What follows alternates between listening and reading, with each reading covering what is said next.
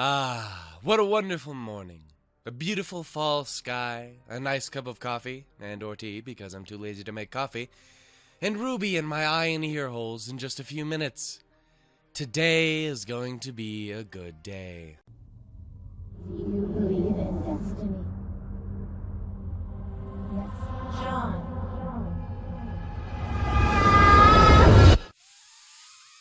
Fuck. Hey, hi-ho, and howdy, huntsmen and huntresses. It's Saturday again, or Sunday for me, because Bobby broke a shit and shit.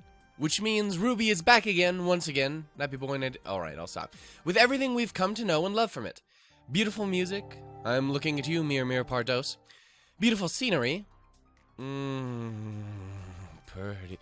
I mean the room, obviously. But seriously, though, she keeps sound too. Damn, everyone in this show got hot.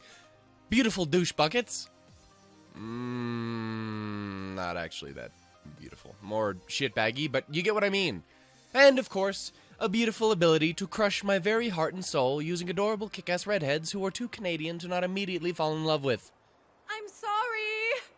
We're here to look at Volume 4, Chapter 2, Remembrance. Also, if you haven't figured it out by now, this video contains the finest of spoilers. So, you know, hit it.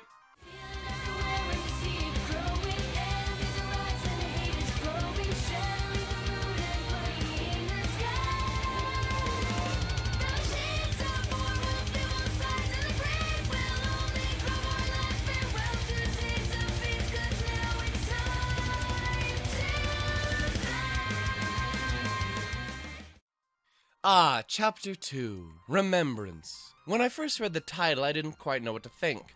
When I saw Remembrance for the first time, my mind immediately went to, unsurprisingly, the biggest loss in the series so far. Pyrrha, hello again, Nikos. But that didn't really fit with what I thought the episode was going to be. I had suspected the episode was going to revolve purely around the Ice Queen and Daddy Dearest, which is, at least partially correct. Instead of going with one of the 4 girls per episode, as I had originally thought, it seems much more like it'll devote half an episode to one of the girls and the other half to Junior. Which, I kinda dig, I'm not gonna lie. Anyway, how about I shut up about titles and actually talk about the episode? And dear me, oh my, do we have a grand old start. As the episode begins, we find ourselves entering the massive halls of Schneetopia as Mir Part 2 plays in the background. We see that the Schnee household, an oversized monument to gluttony and wealth, is decked out in white. Go figure. And filled to the brim with statues, pianos, and, of course, a never-ending supply of loneliness.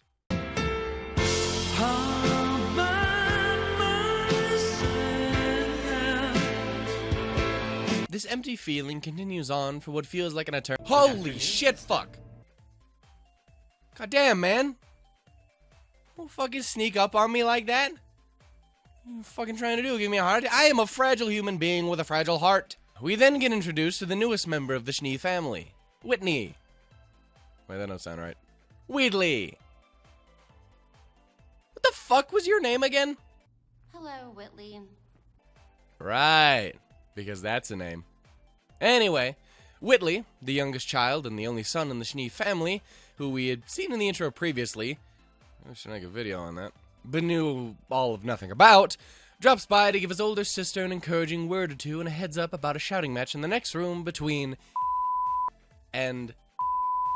Ha! You thought I was just gonna spoil like that, you silly goose. That comes later. We also get a quick reference to Mama Schnee, who was out in the garden drinking, probably watching naked men fight for her amusement. What? It's what I'd do. What? Lastly, Whitley, this name confuses me so, offers up a line of dialogue straight out of an incest hentai. I assume. I'll have you know, I didn't stop growing while you were away at Beacon. Before evacuating the dance floor. The last thing we see before a quick transition back to Rubes in the Skowa is a nice family portrait of, oh god, all of you look like you'd rather die than be in that picture. Also, I notice Mama Schnee and Winter look extremely similar. Much more than Weiss does with her other family members. The resemblance, or semblance, get it? Because, fucking shit, I suck at this. Is there, it's just not nearly as strong. Admittedly, it's probably just the hair, though. And with that, we take a quick detour to... Do you believe in destiny? Yes. John. Jesus fucking Sam Squanch, that is nightmare fuel. Anyway, as we can see, Ruby has been taking losing Pyrrha pretty badly, having nightmares of watching her die. We don't know if this is something new or if it's something that's been happening for a while. We next find our heroic heroes of herodom walking down the road to Shion Village, the location of a supposed airship for them to use to expedite their travels to Haven. It also happens to be a village Jean has many memories of with his family, mainly with his sisters and their adventures in hairdressing. You know, that actually explains a lot. It does, doesn't it? This casual banter continues for a moment before Ranger realizes what they just walked into. The obliterated remains of Shion Village. That's a tad bit nitpicky, guys, but how did you not see this earlier? The whole fucking place is death. There is no way you didn't see, hear, or smell what was like 100 feet ahead of you on a straight road. God damn it, you guys. Oh, and by the way, I have to give props to the atmosphere that the RWBY team managed to put in the village. It definitely pulled off the oh fuck everybody be dead vibe that it needed to. Now, I'm not gonna lie, I was pretty much convinced from the moment the blacksmith said, No way to know for sure. Scroll signals were bad enough out here when Beacon Tower was still up. Haven't heard from Shion Village in a while. that by the time they arrived, the village would be long gone for one reason or another. In this case, bandits and the grim adventures of Beowulf and Ursa. So it wasn't much of a surprise, but I do think it was handled well. The atmosphere, as mentioned before, is dark and grim. Get it? And the use of the huntsman to relay a bit of exposition, as well as prove once again that huntsmen, as badass as they may be, don't have the greatest track record when it comes to living long lives. You want to be a hero? Then play the part and die like every other huntsman in history! All of that, alongside the feeling of defeat that washes over Jean, as well as a little bit of rage that seems to build up in Ren, does just show how bad the situation really is. But honestly, more than any of that, the most interesting thing that we see is that it seems Ren and Nora are in some way familiar with the group of bandits responsible for the attack. Or, at the very least, seem to have some sort of personal feelings regarding the events in Shion. The biggest thing we know about Ren and Nora's past is that they're orphans, and that they've been together for damn near forever. The question becomes, how does this group, or the village, fit into that background? I honestly don't know it all, but I can't wait to find out. After that detour into Law & Order Special Huntsman's unit, we return to Winterhold. Snowden. Winterfell. Louis. Atlas. God damn it. From the other side of the door to Papa, oh, you're probably right about the owning slaves thing, Shnee's office, we hear a familiar voice and a brand new one engaged in the sassiest tea party outside of the Princess Bride. Inconceivable! Weiss opens the door to reveal good old Iron... Damn, son, who died and made you hot?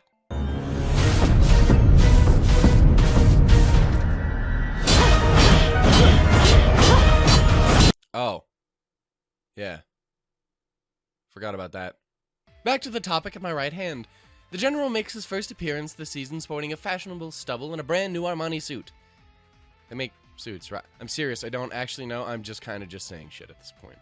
Arguing with Jacques Schnee over a dust embargo that has been put on Atlas. Jacques, voiced by Jason Douglas, is... he's a cocksuck. But hey, we all knew that was going to be the case. It would just come down to what kind of cocksuck. And hey, it's the manipulative, give me what I want or I'll piss in your cereal. Buy that same cereal from you, and then blame you by saying you pissed in my cereal kind of cocksuck. Shortly after Weiss gives away her peeping Tomedness, Ironwood leaves, trying not to interrupt the conversation that hasn't even started between Weiss and her father. Which brings me to something a little noteworthy about James. The man has never been really all that bad of a guy, more of a good guy who just goes about things in a shitty manner sometimes. But pretty much the entire time on screen so far, as short as it was, Ironwood was very cool-headed. He of course asked Schnee, but didn't squeal like a banshee like he did. That and his statement that if Weiss ever needed a home, Atlas Academy was willing to take her in, is something I found to be extremely cool of him. Especially considering he's been primarily that one guy who shouts at everyone about how they're fucking up and how he's perfect. It's something that's earned him a few brownie points in my eyes. Now, on to Asshat. It's here that we learn the whole reason Jacques brought Weiss down to his office is to appease the people of the world and earn a political sympathy, BJ. Papa, slaves. Slaves everywhere. Schnee, quote-unquote, asks Weiss to perform at a charity concert to prove to the world that the Schnees are the bee's knees and not, in fact, suckers of the D's. This being something Weiss reluctantly agrees to, knowing she doesn't really have any choice in the final decision. After Moneybags from Spyro is finished manipulating his child, Weiss leaves the room to meet up with Klein. You know, the butler from last episode. And can I say, the man's been on screen for less than like a minute and a half, and I love everything about his character. It's made obvious almost immediately that Klein cares more about Weiss than perhaps her father does. He goes out of the way to cheer her up, in the most peculiar way, I might add. Whether it's his semblance or something else entirely, Klein seems to have some sort of split personality disorder that lets/makes him become a completely different person, or at least the same person with a completely different attitude at will. When he was first introduced, I questioned if he perhaps had a fairy tale inspiration like the majority of characters in RWBY.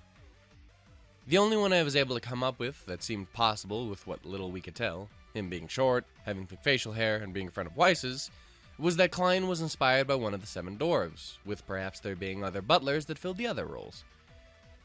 So, I mean, I was kind of half right. Klein does seem to be a reference to the 7 dwarves, just all at once. For example, the 2 that I could easily point out would be Grumpy and Sneezy. And you could probably throw Happy in there for the last one, I guess. So, you know, that's pretty neat.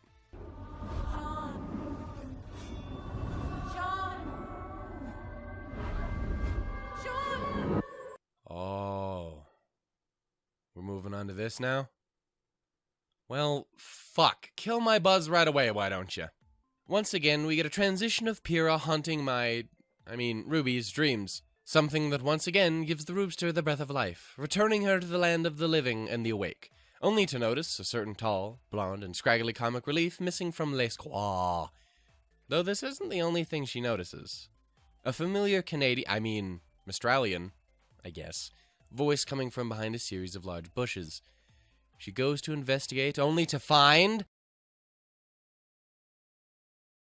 Fuck, we're gonna have to do this again, aren't we? Alright, here we go. Tears! That's what this fucking scene did to me again.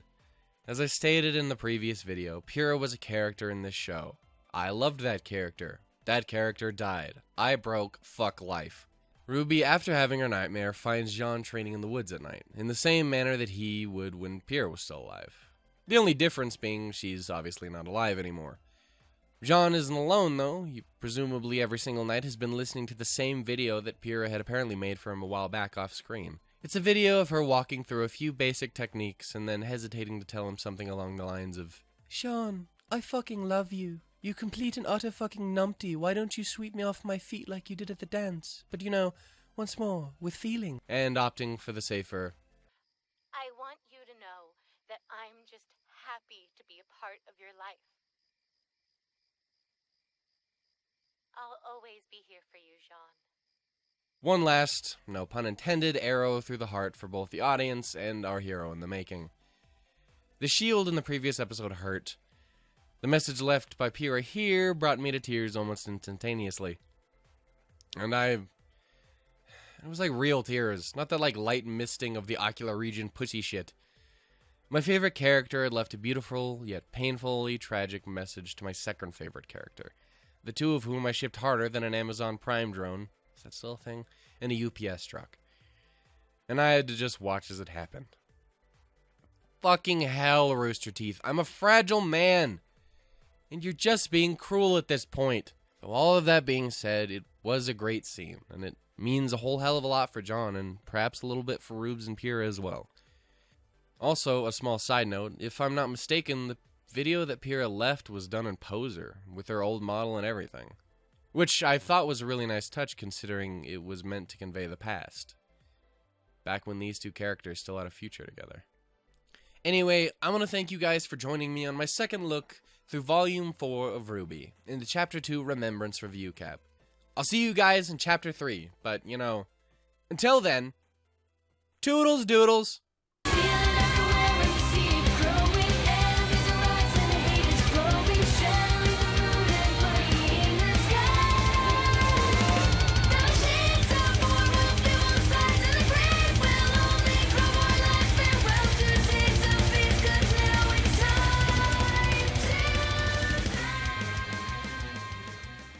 You know, that actually explains a lot.